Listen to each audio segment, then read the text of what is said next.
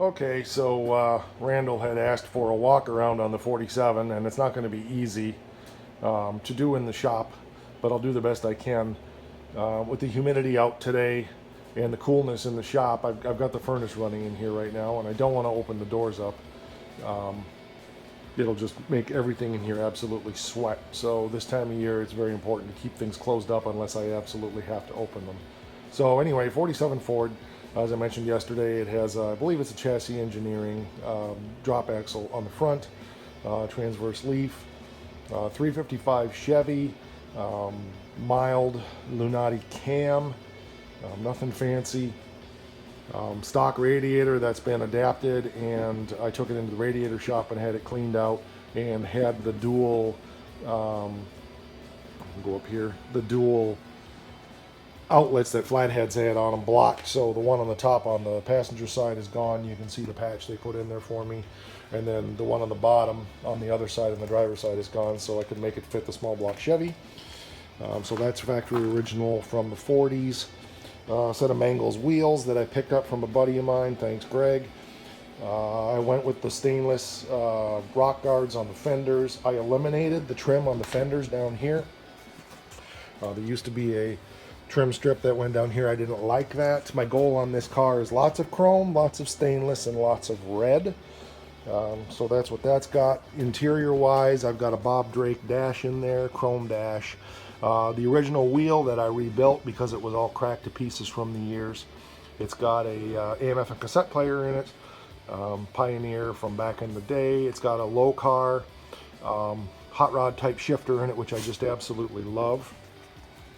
The windshield I took to my glass guy, Gary's Glass, and had him do the bifocal, or not the bifocal, but the split window. Got rid of the bar down the middle and had him do the seamed glass. I like that look much better for the hot rod, street rod look that I'm going for. People give me crap about using the word street rod, but I'm an 80s guy, and that's my thing. So if you don't like the word, move on. This side of the car, same thing, nothing fancy. I can't really show you the back, but I'll try to get around there. Oh, one project here. I'll go to the other side again. The drip rails on this car. This was a Northern Michigan car. The roof was caved in from snow.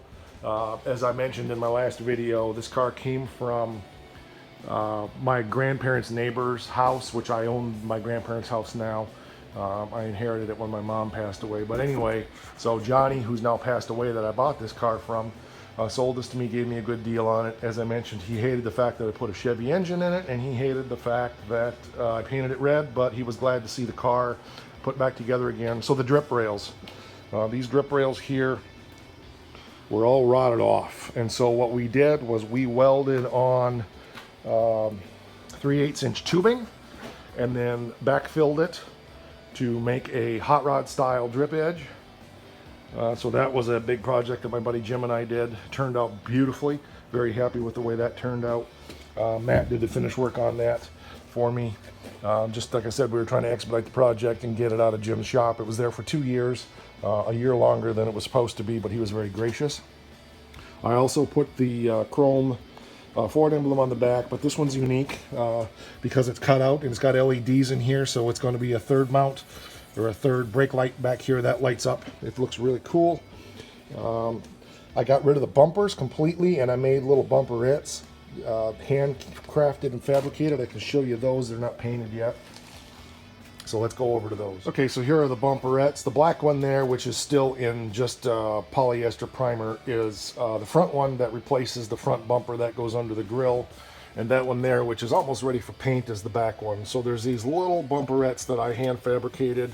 I took the original pieces, cut them down. You can see my stitch welding in here where I welded that all up and made that piece up there. You can see my cutting, how that goes on the car. So that bolts right against the body here, and then bolts down underneath. A very nice piece. And then this piece needs to be finished, but it's the same thing. I hand made it. I took the piece that went down the splash apron between the bumper and the body, and then made my own. I'm not going to turn that one over just because there's a lot of stuff here.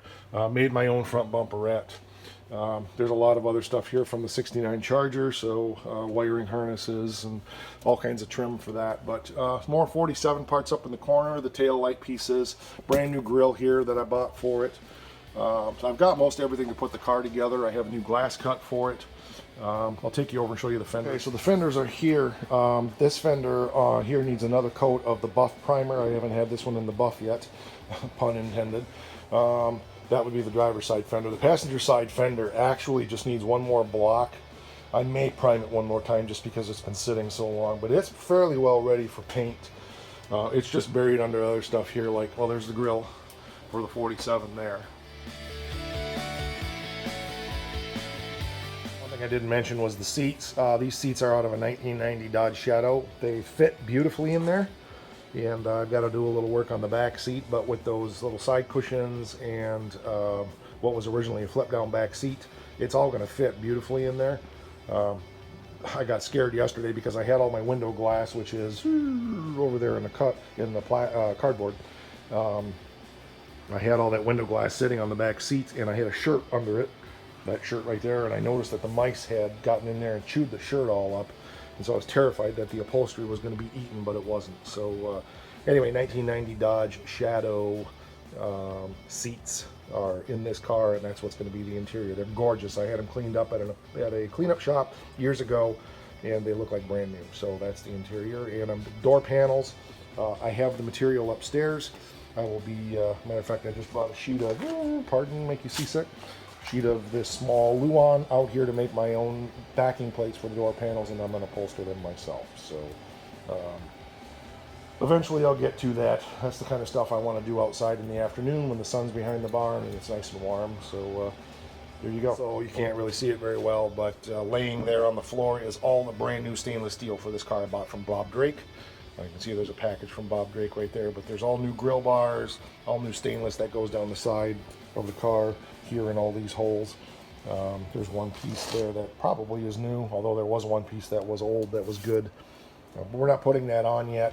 Once I get the front clip painted, we're going to have to do some color blending on this, because when I got the second gallon of the base coat, it didn't match exactly, so there's just a slight color variation between the door and the quarter panel I'm not happy with. So my buddy Matt's going to come over and we're going to tackle this thing, and we're going to blend it a little bit and get it all looking purty. So there you go. And it all needs to be wheeled out again, but this car is like a mirror, so it's gorgeous.